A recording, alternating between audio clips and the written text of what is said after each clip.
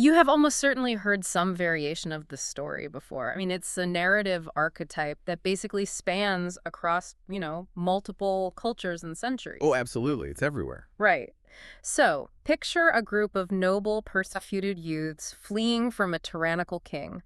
They run out into the wilderness, find a remote, darkened cave, and decide to rest. And then the magic happens. Exactly, the magic. A divine slumber just sort of falls over them. They fall asleep alongside their loyal, magically immortal dog. Naturally. Naturally, yeah. And the centuries just roll by outside. Empires rise, they fall, the wicked king dies, the world completely transforms. And then 300 years later, these youths wake up entirely unharmed. Just blinking at the sunlight, completely untouched by time. Yeah. And when you encounter a story framed like that, the human brain automatically categorizes it, right? Yeah. You place it in the same mental filing cabinet as, like, fairy tales and ancient myths. Right. Comforting bedtime stories. You picture the glowing cave, the miraculous slumber, the cobwebs forming over these sleeping teenagers, and you just accept it as a piece of mystical folklore. Well, the human mind naturally gravitates toward that kind of framing because, honestly, it acts as a psychological buffer. A buffer? How so? We categorize it as a fable. And treating a narrative as a fable does something very specific to the way we interact with it, It absolves us of any responsibility to actually apply its mechanics to our waking lives. Ah, I see. It becomes this comforting narrative where the universe or the divine just intervenes to save the righteous while we just passively watch the magic show. Right. It creates a perfectly clean, passive narrative arc. The oppressed run away, a supernatural force hits the pause button on their biology, and the political landscape conveniently resolves itself without their active participation. Exactly, and they wake up to a better world. So the underlying message to you, the listener, basically becomes when things get really bad, just wait for a miracle. Which brings us to this concept of the placeholder myth. Okay, unpack that.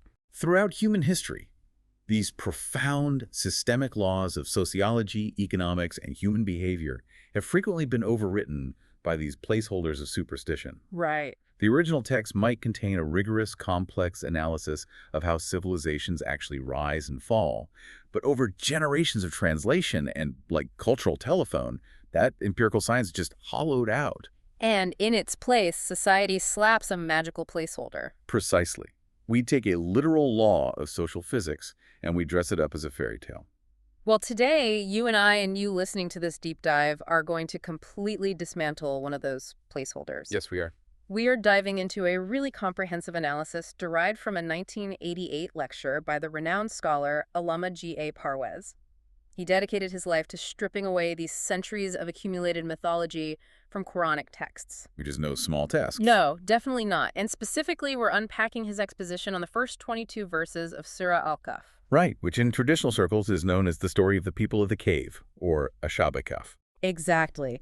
And our mission today is to demonstrate that this text is absolutely not a collection of magical myths about sleepy teenagers. It's not even close. When you look at the raw linguistics and the historical context, it reveals itself as a highly pragmatic, tactical manual. It really is a blueprint. A blueprint detailing the specific, calculated steps that rational minds have to take to protect human values and initiate a renaissance, when the dominant civilizational system around them goes completely irredeemably bankrupt. And, the danger of the placeholder myth becomes incredibly clear when you view it from a political perspective. Because it serves a purpose, right? Absolutely.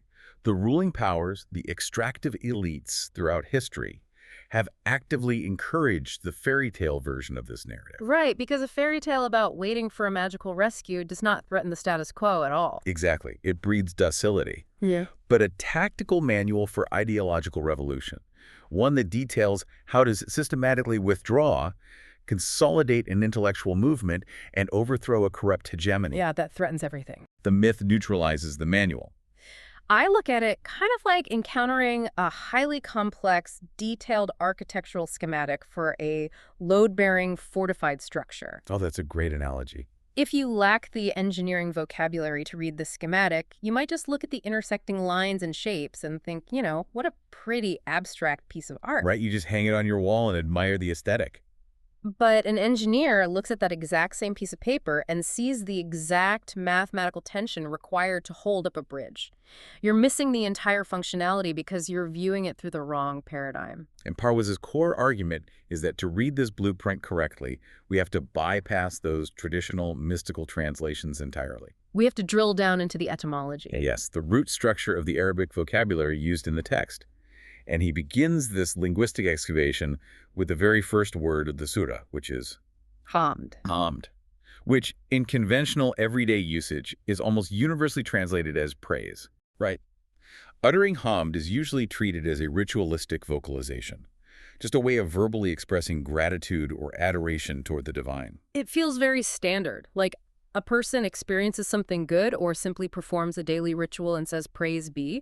It operates entirely in the realm of the verbal and the abstract. But Parwez shatters that abstract definition by going to the root.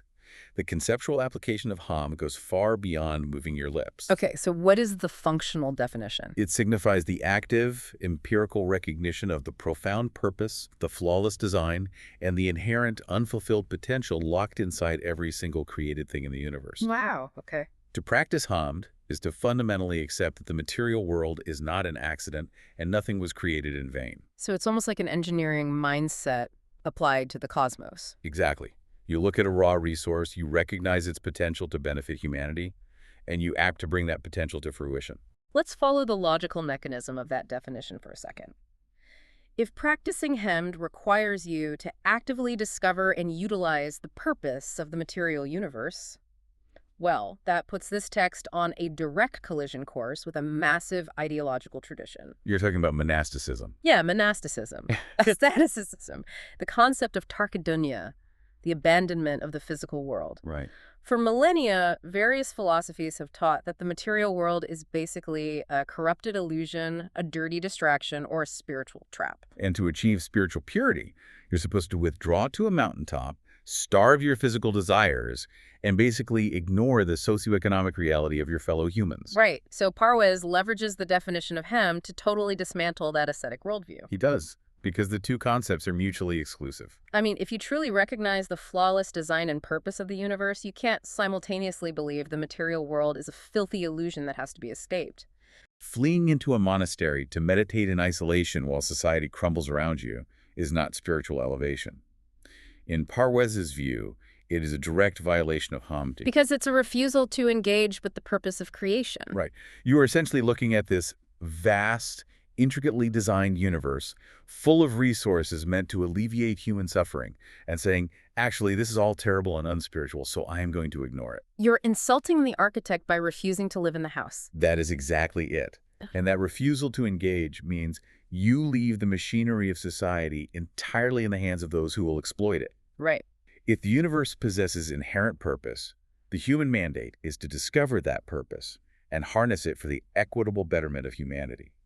You absolutely cannot execute that mandate if you've severed your ties with the social and economic fabric of the world. Okay, but wait, I have to play devil's advocate here. Go for it. If abandoning the world is a violation of this cosmic purpose, doesn't that immediately contradict the title of the chapter? I see where you're going. The story is literally about people going into a cave. Isn't retreating into a cave the ultimate literal form of monasticism?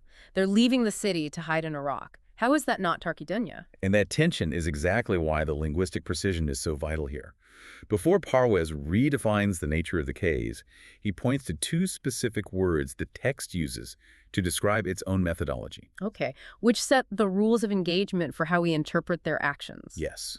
Those words are Iwaj and Qayyim. The text makes this preemptive, bold claim about its own structural integrity. It states that it contains no Iwaj, meaning no crookedness, no logical deviation, no internal contradictions. Furthermore, it describes itself as Qayyim, perfectly balanced, standing firm, an active force capable of establishing equilibrium in a chaotic environment. See, I struggle with that claim of absolute clarity because of the historical reality of how Scripture is actually treated. What do you mean? Well, a multi-billion-dollar, centuries-old industry of esoteric interpretation surrounds these texts. We have massive libraries dedicated to finding the hidden inner meanings, the secret numerical codes, the mystical riddles. Right.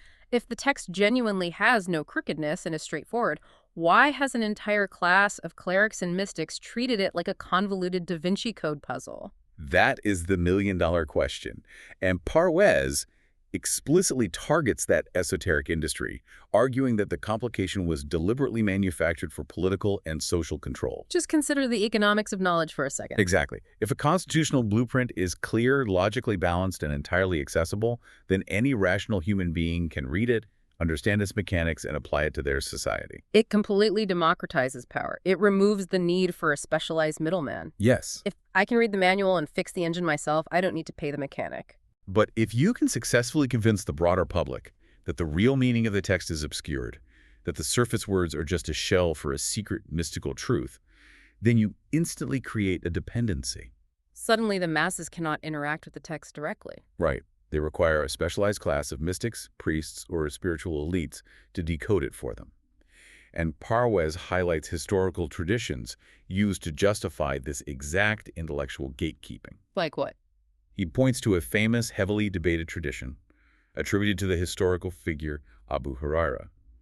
The tradition claims he was given 2 vessels of knowledge from the Prophet. Okay, it's 2 Vessels. One vessel contained the public teachings, which he shared openly, but the other vessel contained secret, elite knowledge.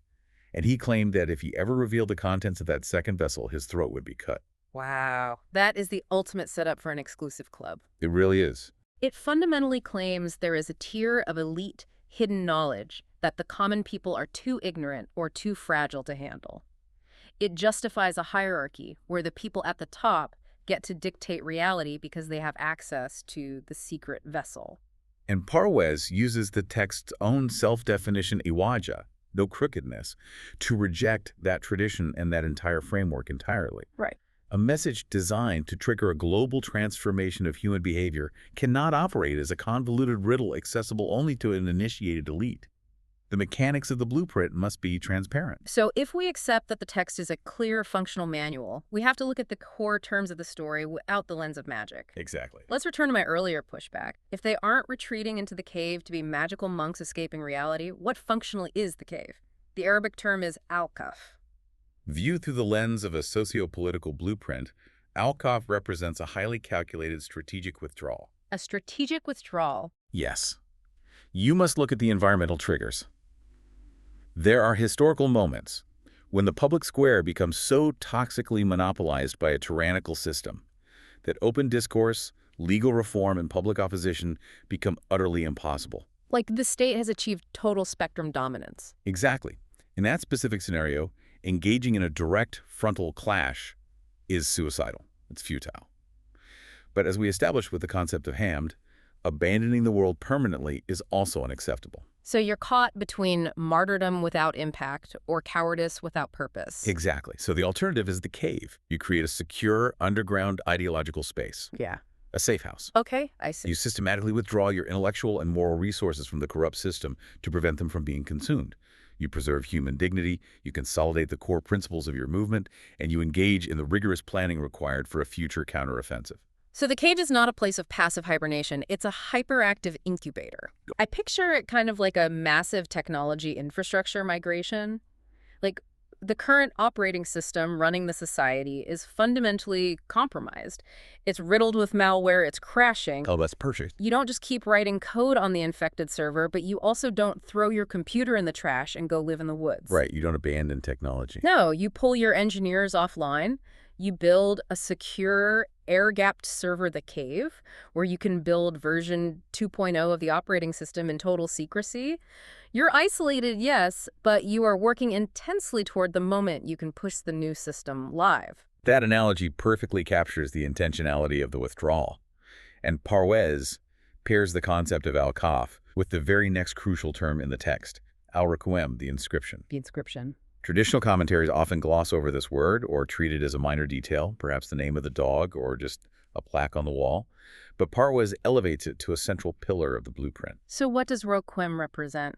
Requiem represents the documented law.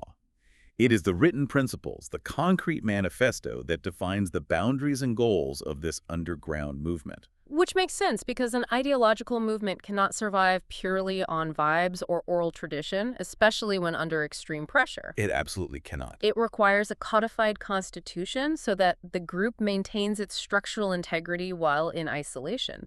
And the sources point out an incredible archaeological anchor for this term, right? Yes, they do.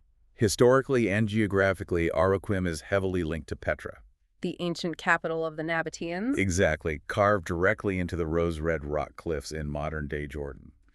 The geographical grounding is essential here. So this narrative is not taking place in a mythical fairy tale forest outside of time and space? Not at all. The Nabatean civilization, the subsequent Roman influence in that region, the complex, highly defensible network of caves and carved structures, it proves this text is engaging with real geopolitical history. It's discussing human beings utilizing actual terrain to execute a political strategy. Precisely. And the final piece of this linguistic triad introduces the protagonists themselves, the youth, or Alphidia. Now, the biological assumption is that we are talking about teenagers, Oh. a group of high school-aged kids running from the law. But Parwez challenges that biological literalism.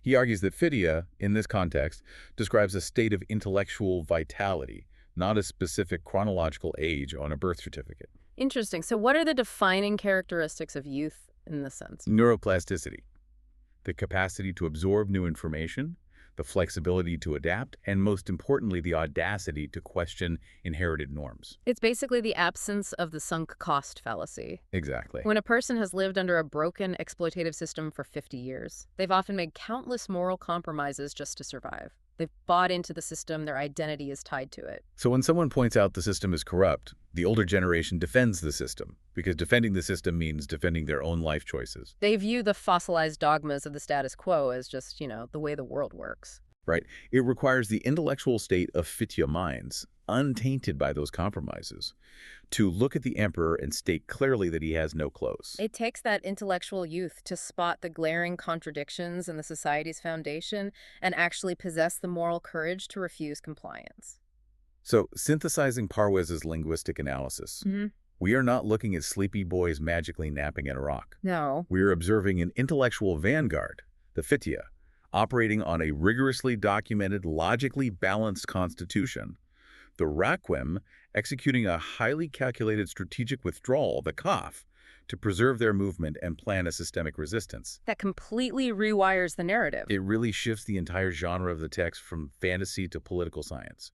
And establishing that premise forces us to ask the fundamental causative question. Which is, why did this intellectual vanguard have to withdraw in the first place? Right. What specific mechanisms within their society drove it to such a toxic state of bankruptcy? That brings us to the engine of reason, and what the sources vividly describe as the tyranny of unproven assertions. Let's look at Ayat 4 and 5 of the chapter. Yes, this is crucial. The text launches a scathing, systematic critique against the dominant civilization these youths are fleeing. And the core of the critique is fascinating because it doesn't just call the society evil or immoral in a vague, abstract sense. Right. It's not just a generic moral judgment. No, it indicts them for a massive epistemological failure. It attacks them for making massive existential claims about the nature of the universe without possessing a single shred of empirical proof. And the Arabic term deployed here is sultan. Sultan, which translates to authority, warrant, or concrete proof. This represents one of the most intellectually rigorous aspects of Parwez's analysis. The text is not demanding blind faith, it is demanding the exact opposite. It's demanding evidence. Yes. The civilization in question was operating entirely on inherited blind dogma. They were propagating claims that the divine creator had literal biological offspring, or that the management of human affairs required a hierarchy of physical proxies, demigods, or intercessors. And the text systematically dismantles this by asking the foundational question of any scientific inquiry. Where is your sultan? Produce your data. Show the empirical evidence that justifies this massive restructuring of reality. Think about the psychological audacity of that demand in an ancient context. It is the application of a rigorous scientific peer review process, but aimed directly at theology and the foundational laws of the state. Imagine walking into a modern astrophysics conference and taking the podium to announce, I have discovered that gravity is actually caused by invisible fairies pulling objects toward the core of the Earth. You'd be laughed out of the room. Right. The entire room of scientists would immediately demand your data, your mathematical models, your observational proof. And if your only defense was, well, my ancestors believed it, it's part of my culture, and I feel it in my heart. That wouldn't fly at all. Not at all. Yet for thousands of years, entire empires constructed their legal codes, their social hierarchies, and their economic extraction systems on that exact because my ancestors said so logic. And that reliance on unproven assertions is never accidental. It is a highly engineered tool for political control. Parwez grounds this critique in the specific historical context of the Roman Empire. Okay, let's talk history. He points to the era of King Decius, known in Eastern traditions as Decay, who ruled around the middle of the 3rd century. This was a period known as the crisis of the 3rd century. Right, the Roman economy was experiencing hyperinflation, the military was fractured, and the state was just desperate for totalizing control. So Decius needed a mechanism to force absolute loyalty from a fracturing population. And his mechanism was the mandatory enforcement of state religion. He issued an edict, right? Yes, requiring all citizens to perform a sacrifice to the Roman gods and the divine emperor, and they had to receive a written certificate, a libellus, proving they had complied. The Roman state formalized an unholy alliance with religious orthodoxy. But, why does a political emperor care about theology? Why does Decius care if someone believes God needs earthly proxies? Because the theology justifies the terrestrial power structure. Oh, I see. If the universe is governed by a distant guide who operates through a rigid, unapproachable hierarchy of divine proxies and intercessors, then the political structure naturally mirrors that cosmos. The king or the emperor simply positions himself as the ultimate divine proxy on earth. Exactly. Therefore, questioning the emperor's tax policies or his military drafts is no longer just treason, it becomes heresy against the fabric of the universe. Demanding proof for the state's actions becomes a sin. Unproven assertions provide the ultimate theological cover for political extortion. So the intellectual vanguard, the Fidia, they look at this massive oppressive machinery. They look at the libellus, the forced sacrifices, the economic extraction, and they trace the logic back to its origin and realize, wait a minute, the foundational premise of this entire empire, that the emperor is a divine proxy, has zero empirical proof. It is a fabricated sultan. Right. This whole system is basically a grift designed to funnel wealth and power upward. And the terrifying reality is the moment they articulate that observation out loud, they become the #1 enemies of the state. Because they haven't just broken a law. They have threatened the foundational illusion that sustains the entire empire. If the masses realize the emperor is just a man enforcing unproven dogmas, the empire collapses. Right. Parwez expands on this by analyzing the long-term sociological consequences of building a civilization on unproven assertions. He looks at a later historical parallel, the European Enlightenment. Oh, this is a great comparison. For centuries, the institutional church had wedded its theology to unproven, anti-intellectual assertions, like the Ptolemaic model of the universe, claiming the Earth was the literal center of the cosmos. They took a flawed scientific model and just declared it divine truth. And then rigorous scientific knowledge began to flourish. Copernicus, Galileo, the invention of the telescope, the empirical data shattered the unproven cultural folklore. But observe the mechanism of the societal reaction. Okay. Because the entire moral, legal, and religious structure of the society was inextricably tied to those false assertions, the collapse of the geocentric model led to a massive systemic overcorrection. Walk me through the mechanics of that overcorrection. How does a change in astronomy alter the moral fabric of a society? Well, if the institution that serves as your sole source of moral instruction, the institution that tells you how to treat your neighbor and how to govern your society, insists that you must also believe the Earth is the center of the universe. Right. What happens when you look through a telescope and realize they were lying about the Earth? You immediately assume they're lying about the morality and lying about the existence of a creator entirely. So when the intellectuals realized the physical claims were false, they discarded the moral framework as well. Yes, the state's rigid reliance on unproven dogma directly birthed widespread atheism and societal fracturing. The system literally manufactures its own destruction by opposing reason. It creates this brittle structure. If you tell people they must abandon their intellect to participate in your system, eventually the intellect will rebel and burn the system down. It is an immutable law of civilizational lifespans. Whenever any society, ancient or modern, chooses to rely on inherited cultural folklore over rigorous empirical evidence, it is building its house on a fault line. For you, listening to this deep dive right now, apply this diagnostic tool to our modern world. Evaluate the political, economic, or cultural systems operating around you. How many of them justify their authority with the logic of that's just how it has always been done, rather than pointing to empirical, beneficial reality? It's a powerful exercise. Whenever you identify a system relying on that brittle logic, recognize that it is highly vulnerable.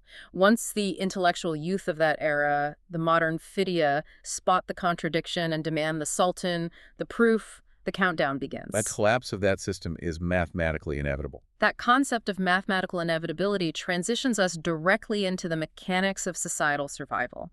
If relying on fake assertions causes a society to collapse, what are the actual empirical laws of nature that govern a successful, enduring civilization? Right. What is the functional social physics that the youths in the cave were trying to preserve and eventually rebuild? Let's delve into that social physics, specifically looking at the law of requital.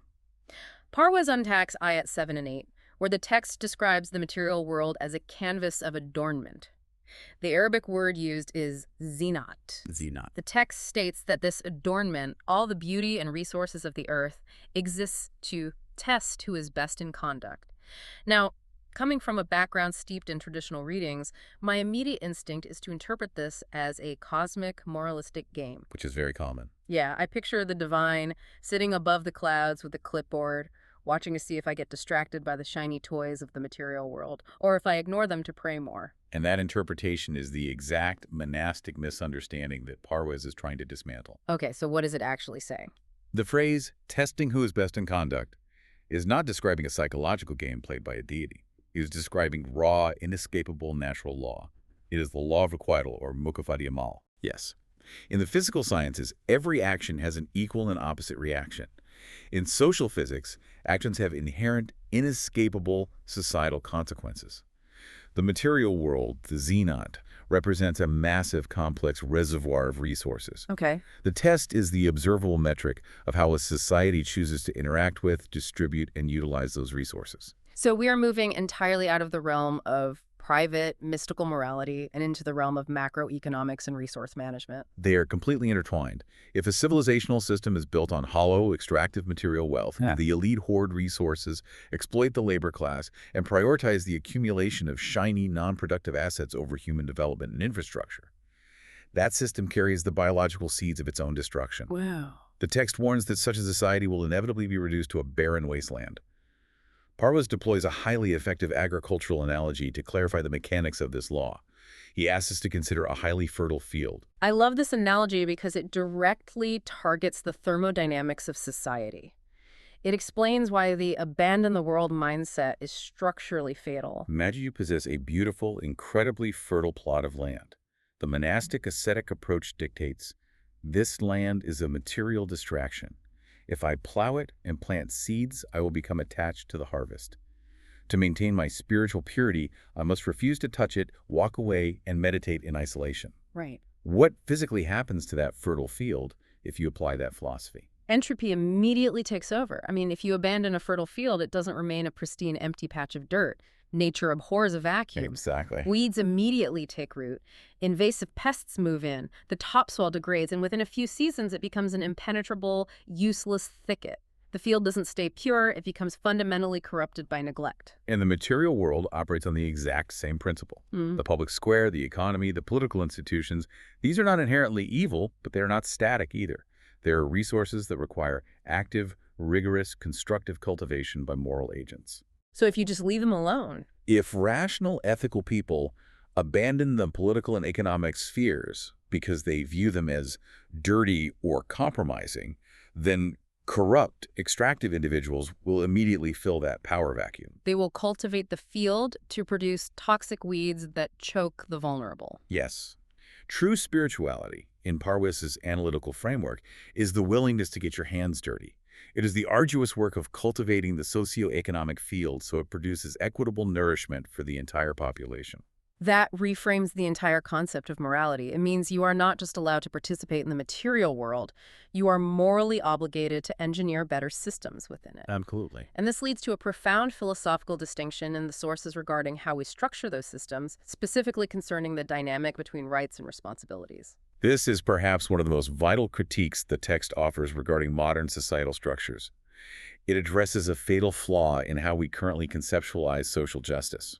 If you observe almost any contemporary political or social movement, the primary overriding rhetoric is based on rights. We demand our rights. These are my fundamental rights. Give us what we are owed. Right. And to be absolutely clear, human rights are essential. But what is striking is the near total absence of a parallel rhetoric concerning duties. You rarely hear a massive political movement marching in the streets, demanding the right to fulfill their responsibilities to others. Parwez observes that the Quranic framework establishes a fundamental law of social physics. A sustainable society must be duty-based, demanding the fulfillment of responsibilities first. Duties first. Yes, it operates on a diametrically opposed vector to a purely rights-based system. Let's break down the mechanics of why that matters. I mean, if everyone in a society is guaranteed their rights, shouldn't that be sufficient to create a utopia? What is the structural difference? The difference lies in the vector of energy. A right is inherently a demand to receive. It is an extraction from the system. A duty or a responsibility is an obligation to give. It is a contribution to the system. Okay, I'm following. Imagine a society built entirely on individuals shouting, "Give me what I am owed." Everyone is attempting to extract from the communal reservoir, but because there is no emphasis on duty, no one is replenishing the reservoir. The system becomes hyper-extractive and eventually runs out of resources, leading to conflict and collapse. Exactly. The math simply doesn't work. A society of 100% consumers and 0% producers goes bankrupt. Conversely, consider a system built on individuals fulfilling their responsibilities to the collective.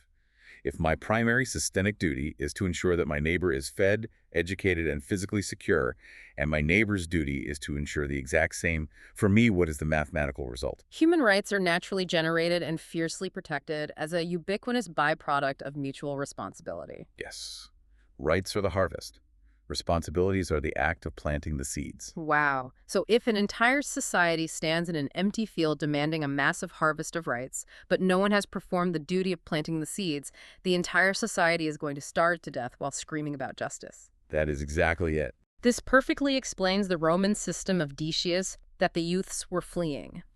The empire was basically an apex predator of rights. Oh, absolutely. The emperor demanded the right to rule, the right to tax, the right to demand religious sacrifice, and the right to absolute obedience.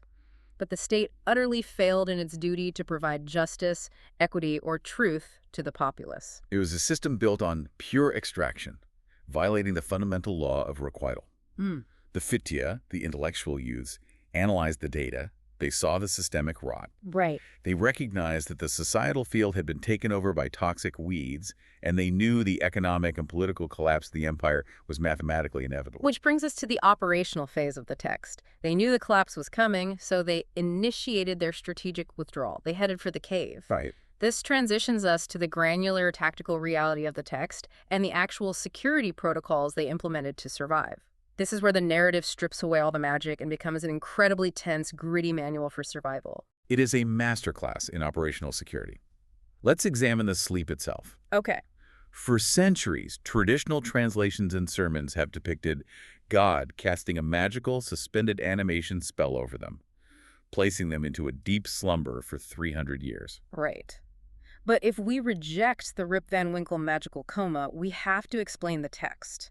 What physically is happening inside that cave complex? We must analyze the specific Arabic word deployed, rukud, and we must pair it with the fascinating visual context the Quran provides.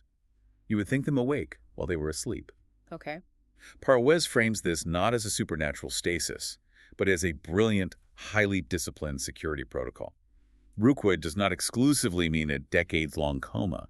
It refers to brief rests, a state of lying down or resting. Wait, so they were sleeping in calculated shifts. Exactly. That completely changes the meaning of the verse. You would think them awake isn't a description of them sleeping with their eyes magically open. It means that if an observer approached the cave at any given moment, day or night, they would see people awake. Because there was always someone awake. They were running a rigorous 247-watch schedule. It is a standard military sentry protocol. And the text provides another specific detail. They were turning left and right. which the traditional magical commentary insists that God was miraculously rolling their unconscious bodies over every few years so that the soil wouldn't consume their flesh. Right, which requires inventing an entirely new layer of magic just to support the first layer of magic. Hmm. But if we view this through the lens of tactical survival. In a tactical scenario, Parwez interprets turning left and right as constant, vigilant repositioning. Yes. They are maintaining a 360-degree security perimeter. They're moving within the complex geometry of the cave system, keeping an eye on different entrances, monitoring the sightlines, and ensuring they cannot be flanked or ambushed by Roman patrols. This is a highly trained guerrilla cell maintaining absolute operational security in hostile territory. And that tactical lens makes the most famous detail of the story, the dog, so much more compelling. Oh, the dog. The text explicitly mentions a dog stretching its paws at the entrance of the cave. In the fairy tale version, it's a magical, immortal puppy just snoozing through the centuries alongside them. But in a fortified underground safe house. In a fortified safe house, that dog is a biological perimeter alarm. Whether it was a literal, highly trained guard dog deployed at the threshold, or whether the text is using a metaphor for a designated, fiercely loyal human watchman positioned at the choke point, the primary function was early warning security. Right. And the text provides a psychological metric for how effective this setup was.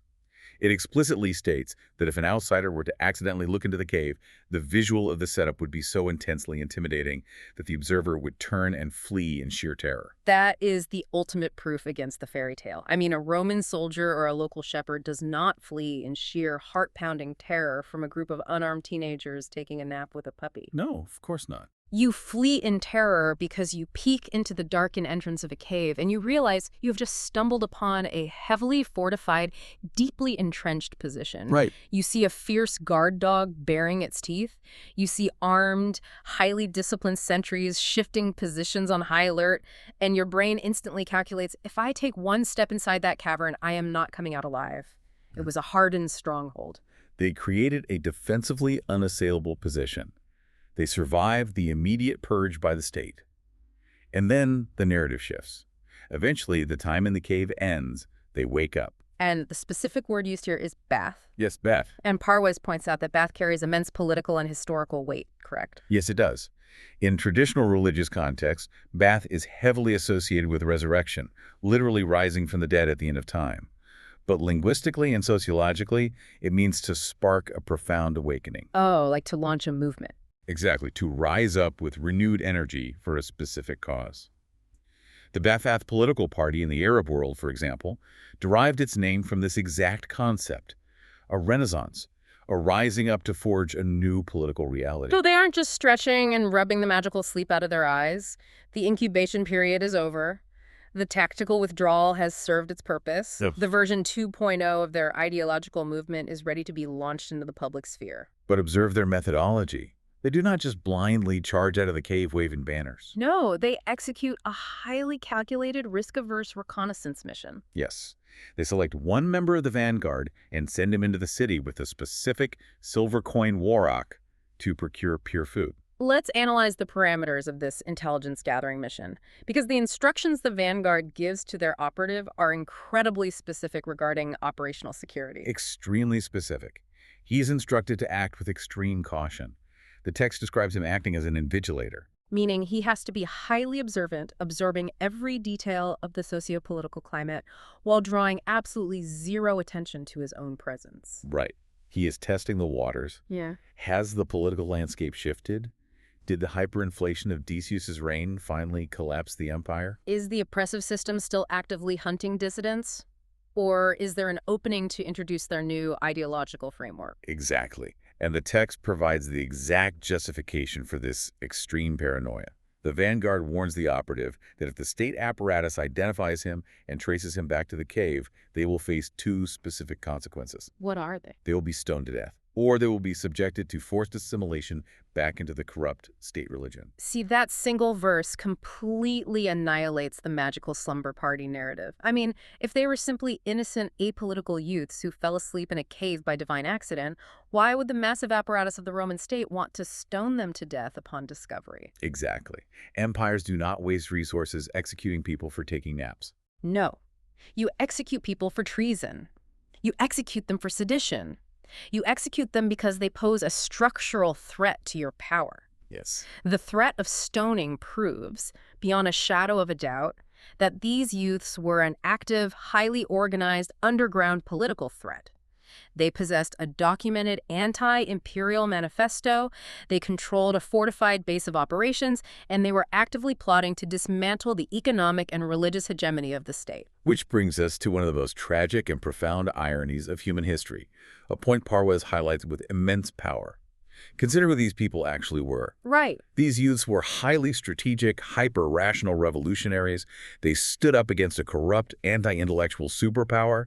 They risked execution and torture for the sake of empirical truth, human dignity, and the equitable distribution of resources. They did everything right. They diagnosed the disease, they survived the purge, and they built the cure. And how did subsequent generations, the people who supposedly revered them, remember their legacy? They neutralized them. Parwez laments that as the centuries passed, traditionalists and religious orthodoxy eventually discovered the location of their cave. But instead of studying their manifesto, instead of continuing their rational revolution, instead of analyzing their tactical brilliance, Let me guess. they turned them into dead saints. They constructed a physical shrine over the cave. They began worshiping the location. That is genuinely devastating when you understand the mechanics of what is happening, because turning a brilliant, dangerous revolutionary into a harmless, glowing idol is the ultimate, most effective way for an oppressive system to neutralize a threat. It is the perfect neutralization tactic, Right. far more effective than execution. Right, because if you execute a revolutionary, they become a martyr and their ideas spread. But if you convince the masses that these revolutionaries were actually magical, supernatural beings who survived by sleeping for 300 years, you make them utterly unattainable. A normal human being cannot emulate magic. You cannot apply a magical slumber to your own struggles against a corrupt landlord or a tyrannical king. You can only worship it. Exactly. So the exploited peasant goes to the shrine, ties a little colored thread to the iron gate, makes a wish for a better life, and then goes right back home to continue being exploited by the ruling class. Right. The revolution is dead, safely buried under a massive pile of superstitious reverence. It is brilliant, sinister social engineering. Decius himself couldn't have designed a better way to destroy their legacy. If you can't kill the resistance, turn them into a fairy tale. Parwez points out a stark historical contrast here, actually. He notes historical narratives suggesting that when the authorities came for Jesus, his disciples allegedly scattered and fled in fear. Right. Yet these youths in the cave stood entirely firm against the might of an empire, maintained their organization, and planned for the systemic overhaul of society. And their ultimate reward was to be mythologized into complete irrelevance by the very people who claimed to love them. Which is precisely why our mission today, to strip away this placeholder myth, is not just an academic exercise. It is vital to reclaiming the functionality of the text. If we accept the magical framing, we become complicit in silencing their actual revolutionary message. We have to possess the intellectual courage to look at the blueprint for what it is. We really do.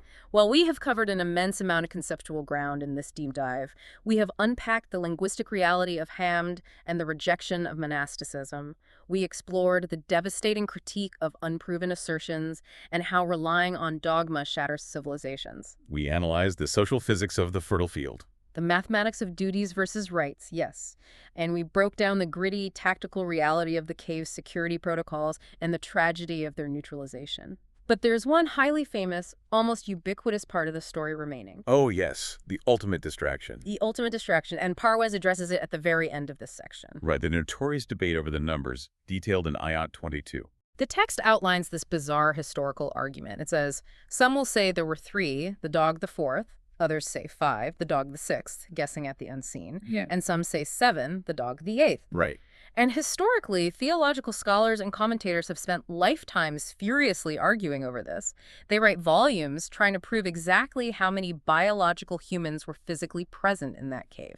And the Quranic text immediately, almost disdainfully, dismisses this entire debate.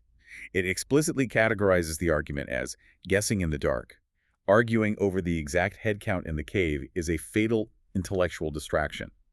It represents the ultimate paralyzing trap of literalism. It is exactly like staring at our load-bearing architectural blueprint, and instead of studying the mathematics of the arches, you start violently arguing with another engineer over whether the original architect used a blue pen or a black pen to draw the line. That's exactly what it is. You are obsessing over a meaningless trivia detail while completely ignoring the fact that the entire building is about to collapse.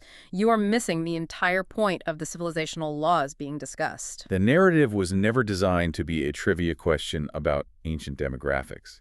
It is an exposition on the law of civilizational lifespans. No, so they isolated themselves to build an alternative framework. But how long does an ideological awakening take to mature inside the cave of strategic planning? That is exactly where the trap of literalism springs. In Lecture 29, we're going to dive deep into the numbers game, why arguing over how many people were in the cave missed the entire point of the law of civilizational lifespans. See you in the next deep dive.